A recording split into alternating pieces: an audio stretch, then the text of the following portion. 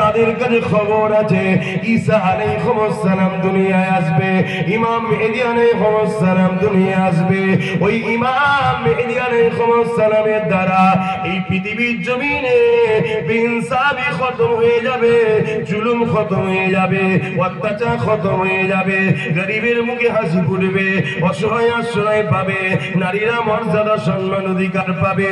এই পৃথিবীর জমিনে আবার সুন্দর করে শান্তি সভ্যতা ইমাম মেহেদী আলাইহিস সালামের নেতৃত্বে আবার প্রতিষ্ঠিত হবে।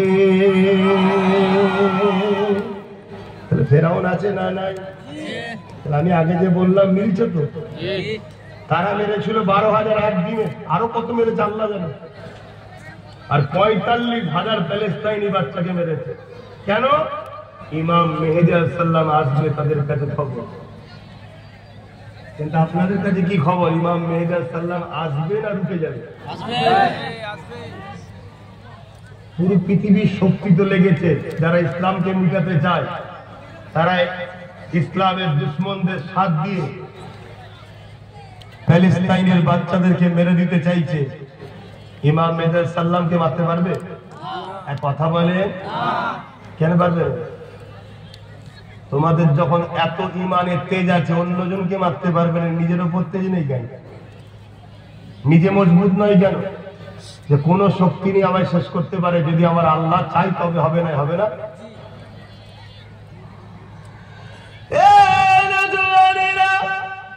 হযরতে মুসা আলাইহিস সালাম সময় মতো দুনিয়া থেকে চলে আসলেন। মা চিন্তিত হয়ে গেল, কেননা মায়ের পেট থেকে যখন সন্তান বাহির হলো, সন্তানটা পুত্র সন্তান, চাঁদের মতো রশ্মি বেরোতে লেগেছে। কেননা মুসা নবী, তিনি নবী হয়ে এসেছে।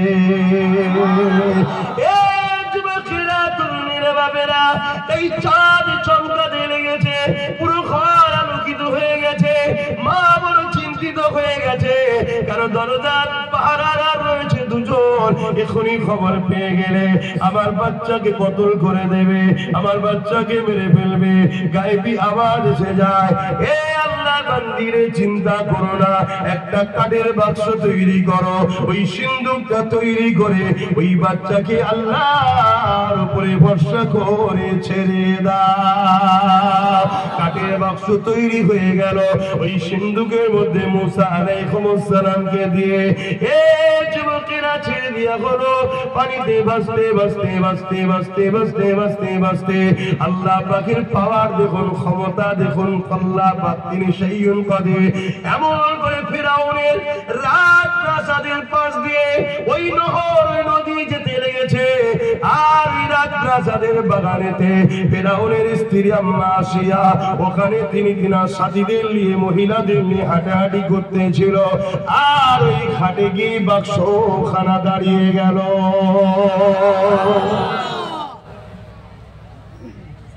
আম্মাজান বললে, দেখো তো কি আছে। বাক্স খুলেছে, যেই পুরো বাক্সের ভেতর থেকে আলো বেরোতে লেগেছে। জোরে বলুন সুবহানাল্লাহ। শুনছো তো যুবকরা? একটু শোনো। তোমরা তখন গানে আছো, যাত্রায় আছো, ফাংশনে আছো, সিনেমায় আছো, যাত্রা। তোমাদের যে কি অবস্থা আগামী দিন হচ্ছে তোমরা বুঝতে পারছো না। দুনিয়া তো বরবাদ হচ্ছে, তোমাদের আখিরাতের জন্য কি তৈরি করছো সেটাও তোমরা বুঝতে পারছো না। যখনই আলো বেরিয়েছে, আম্মা আসিয়া আগিয়ে এসেছে। কি গো? দেখতে লেগেছে একটা চাঁদের টুকরো, যেন ফুটফুটে সন্তান, হাত পা ছোড়াছুড়ি খেলা করতে লেগেছে। ওই কাঠের বাক্সের মধ্যে রয়েছে। জোরে বলুন সুবহানাল্লাহ। আর আম্মা আসিয়ার কোনো সন্তান ছিল না, কোনো সন্তান ছিল না। আম্মা আসিয়া সঙ্গে সঙ্গে বুকে জড়িয়ে ধরল। বুকে যেই জড়িয়ে ধরল, আল্লাহ মুসা নবীর মহব্বত আসিয়ার হৃদয়ে ভরিয়ে দিল। জোরে বলুন সুবহানাল্লাহ। দিমাগের মধ্যে এসে গেল, এটা ওকে আমার বাচ্চা বানাবো। জোরে বলুন সুবহানাল্লাহ। খোদার পাওয়ার দেখছেন তো? ফেরাউন সব বাড়িতে লোক লাগিয়েছে, দরওয়ান, তার ফোর্স, তার সৈন্য কি করতে? পুত্র সন্তান হলে কতল। কেন? আমার ওই দুশ্মনটা বেঁচে না থাকে, ফেরাউনের দুশমন, ফেরাউনের বাসায়। সে এখন কোথায় গো একটু বলবেন তো? ফেরাউনের স্ত্রীর কোলে একদম, জোরে বলুন সুবহানাল্লাহ। আম্মা আসিয়া ঘরে নিয়ে যে তাকে রেখেছে। আর মূসা আলাইহিস সালামের আম্মা একজনকে ফলো করতে বলেছিল। দেখো কিছু কিতাবে লেখা যে মূসা আলাইহিস সালামের গুণ হয়, দেখো কোথায় যা হাজির হয়। এসে খবর দিচ্ছে, মা ও তো রাজার ঘরে যেই উঠেছে, রাজার স্ত্রী তাকে কোলে নিয়েছে। আর হযরতে মূসা আলাইহিস সালাম আল্লাহর হুকুমে কাঁদা শুরু করলো। সমস্ত ফেরাউনের স্ত্রী বলছে, আমি তো ভাই স্ত্রী সন্তান না হলে দুধ হয় নাকি? স্তনে দুধ তো থাকবে না, এটা আল্লাহর কুদরত। বাচ্চা আসার আগে মায়ের স্তনে আল্লাহ খাবার দিয়ে দেয়, জোরে বলুন সুবহানাল্লাহ। তো খোঁজো, অনেক দায়ীকে ধরে নিয়ে এসছে, অনেকের বাচ্চা হয়েছে কতল করে ধরে নিয়ে এসছে, কারো মুখে মুসা নবী মুখ দিচ্ছে না।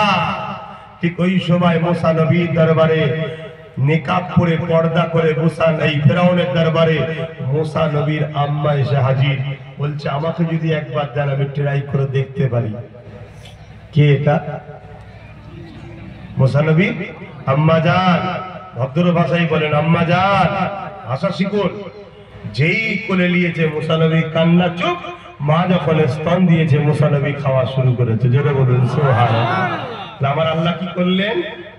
মুসা নবীকে নিয়ে গিয়ে ফেরাউনের বাড়িতে রাখছে, আবার মাকেও নিয়েছে ফেরাউনের ঘরে, মুসাকে বড় করছে, জোরে বলুন সুবহানাল্লাহ। কিন্তু আম্মা আসিয়া জানে আমার ফেরাউন খুব জালিম, এর মনে দয়া ময়া নেই। এ অন্ধ হয়ে গেছে, গদির ক্ষমতায় অন্ধ হয়ে গেছে, মানুষের খুনের উপর দিয়ে এর গদিকে টিকাতে চাইছে। তাই সুযোগ খুঁজছে কখন বুঝানো যায়। একটা সময় বড় খুশি মুড আছে, সেই দেখে আম্মা আসিয়া বলছে, আপনি আমাকে অনেকবার বলেছেন কি চাও আসিয়া, আমি কোনোদিন কিছু চাইনি, আজ যদি আপনার কাছে কিছু চাই দেবেন? বলছে, বলো কি লাগবে? আরে রাজাদের এরকম স্টাইল হয়, বলো কি লাগবে? চাঁদ লাগবে কি বলে ফেলে, কি লাগবে? আম্মা আসিয়া বলছে, দেখুন আপনি রাজা, রাজার ওয়াদা কখনো ভঙ্গ হতে পারে না, শপথ করছেন দেবেন তো? হ্যাঁ। আম্মা আসিয়া মুসা আলাইহিস সালামকে বার করে নিয়ে এসেছে। দেখুন এটাকে আমি বাচ্চা বলে আশ্রয় দিয়েছি, আমার তো কোনো সন্তান নেই, একে আমি সন্তান বলে লালন পালন করব। ফেরাউন বলছে, এ কি কথা, কোথায় ছিল? না এমন আমার ঘাটে এসে সব খবর বলেছে। বলছে, কোনো কথা নয়, একে কতল করতে হবে। আম্মা বললেন, ওয়াদা করেছে। ফেরাউন রাজা হওয়ার সম্মানার্থে মাথাটা হ্যাট করে নিল, কিন্তু মনের মধ্যে মনে হচ্ছে এটা সেই বাচ্চা নয় তো। আর ঘুম হয় না, খাওয়া দাওয়া উঠে গেছে, রাজ দরবারে বসে, ভালো লাগছে না। কেন? ওটা সেই বাচ্চা নয় তো, ওটা সেই বাচ্চা নয় তো। এই শুনছেন, আজকেরও জালিমরা কি খব দেখেছে জানি না, আজকের জালিমরা কি খব দেখেছে জানি না। আমার ছোটটাকে লোক পেরেশানে আছে, এটা সেই নয় তো। কথা বুঝছেন না, বোঝেন না? এরাও পেরেশানে আছে। তো ভাইয়েরা আমার, মূসা আলাইহিস সালাম আস্তে আস্তে বড় হচ্ছে। আম্মা আসিয়া ফেরাউনের কোলে মাঝে মাঝে দেয়, যাতে একটা মহব্বত জন্মায়।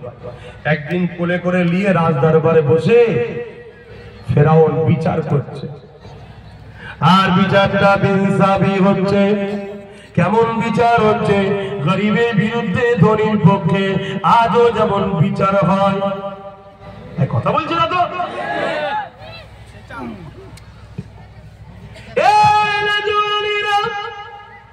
দুজনের বিচার, একজন ধনী আর একজন গরিব। গরিব অন্যায় করে নে, কিন্তু তার বিরুদ্ধে ফেরাউন রায় দিচ্ছে।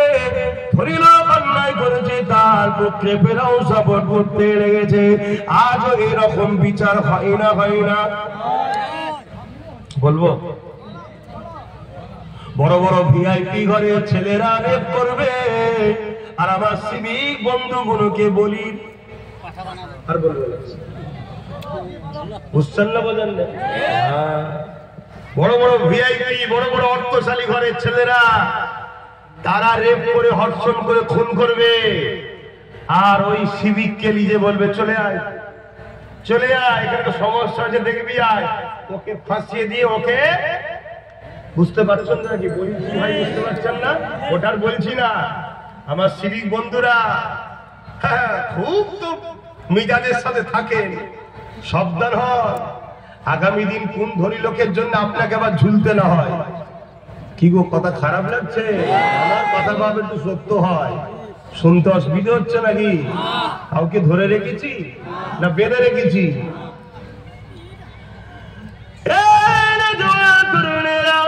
মুসা নবী কোলে বসে রয়েছে, আর এমন সময় দেখা যায় আর ফিরআউন বিচারটা যেই অন্যায় করেছে, ধনী লোকের বিরুদ্ধে রায় যাবার কথা, বড় ধনী লোকে গরিবের পক্ষে রায় যাবার কথা, এটা না করে যখন ধনী লোকের পক্ষে রায় দিয়েছে, মুসা নবী কোলে বসে ফিরআউনের গালে টেনে এক চড় মেরে দিয়েছে। ফিরআউন চমকে উঠেছে, বেটা জানলো কি করে? আমি যে ভুল বিচার করছি, এ বেটা জানলো কি করে? ফিরআউন চিৎকার দিয়েছে, জাল্লাদকে দেখো, এক্ষুনি কতল করতে হবে, এটাই সেই বাচ্চা। এ ঠিক বলছে না ভুল বলছে? আম্মা আসিয়া ছুটে চলে এসেছে, কি হয়েছে কি হয়েছে? আরে আমি যে ভুল বিচার করলাম, এটা এ জানলো কি করে? এইটুকু বাচ্চা, অতএব এটাই সেই বাচ্চাকে এক্ষুনি কতল করতে হবে। আম্মা বলছে, এটা কখনো হয়? বাচ্চা ছেলে কোনো খেয়ালে হয়তো কিছু করে ফেলেছে, মেরে দিয়েছে। আপনি অন্য পরীক্ষা নেন, একদিকে আগুন রাখে, একদিকে হিরে রাখে, বাচ্চা দেখবেন চমকের দিকে ছোটে, তাই তো নাকি? চমকের দিকে ছোটে। বাদশা কথা রাজ আম্মা আসিয়ার কথা শুনে একদিকে হিরে রাখা হলো, একদিকে আগুন রাখা হলো। হযরতে মূসা আলাইহিস সালাম হযরত জিবরাইল সাল্লামকে আল্লাহ বলল, জিবরাইল জলদি করে নিয়ে যা আমার বন্ধু মূসাকে, নিয়ে যে আগুনের দিকে নিয়ে যা। মূসা সাল্লাম হামাগুড়ি দিয়ে গিয়ে আগুন তুললো আর গালেতে দিল, হুজুর তুতলা হয়ে গেল। কথা শুনছেন? তাহলে ইনসাফের জায়গায় মেন মকসদে, মেন টার্গেটে পৌঁছানোর জন্য কত বড় ত্যাগ স্বীকার করতে হয়, বুঝতে পারছেন? কথা বুঝছেন না? বুঝেন? আমার দেশে অনেক আইবি আছে, অনেক ডিপার্টমেন্ট আছে যারা অনেক মহান কাজ করে।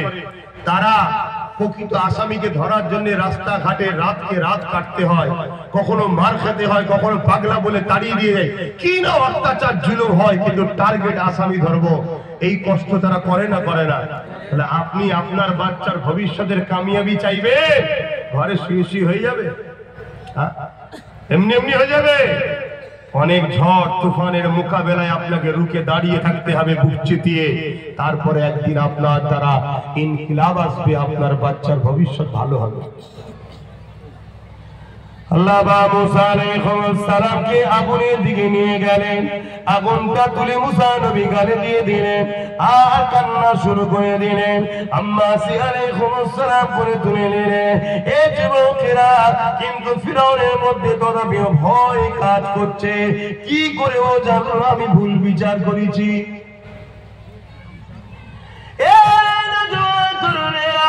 অনেক বড় কথা।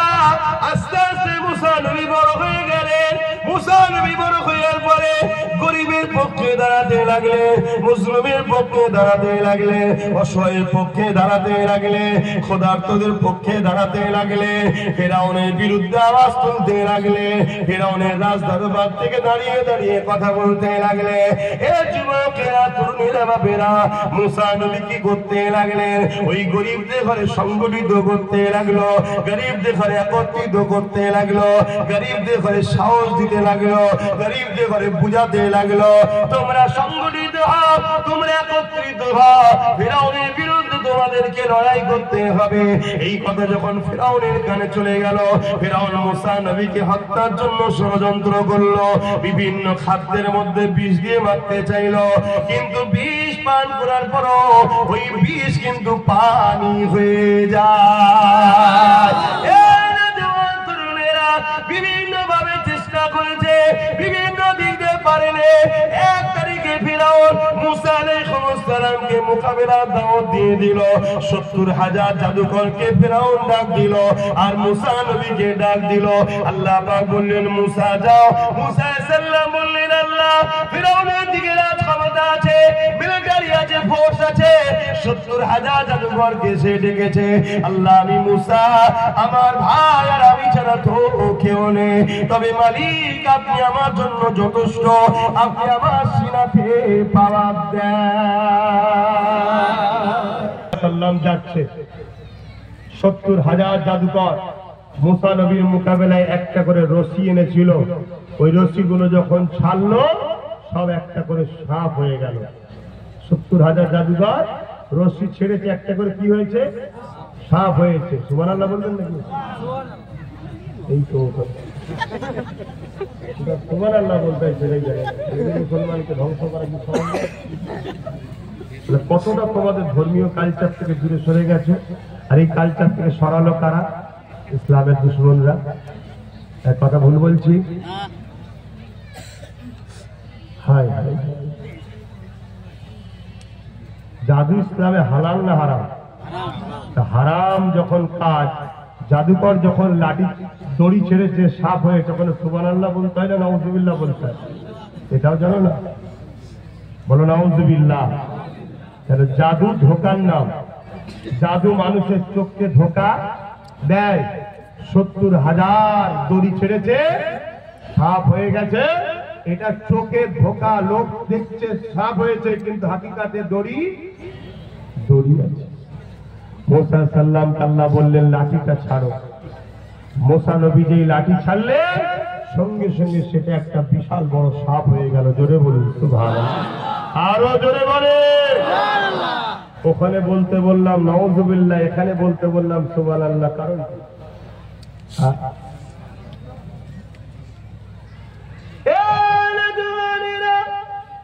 আগে একটা ছিল জাদু, তাই জাদু যখন ছেড়েছে রশি, সঙ্গে সঙ্গে দড়ি হয়ে গেছে।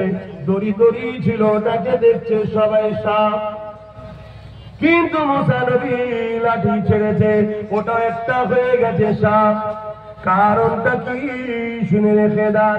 আমরা শুধু সুবহানাল্লাহ বলবো তা নয়, 70,000 জাদুকর তারাও মুসা নবীর লাঠি ছাড়া দেখে, এই বিশাল সাপ হয়ে যাওয়া দেখে, তারাও দাঁড়িয়ে গিয়ে মুসা নবীর দিকে গিয়ে এসে ইমানের কলেমা পড়ে মুসলমান হয়ে যায়।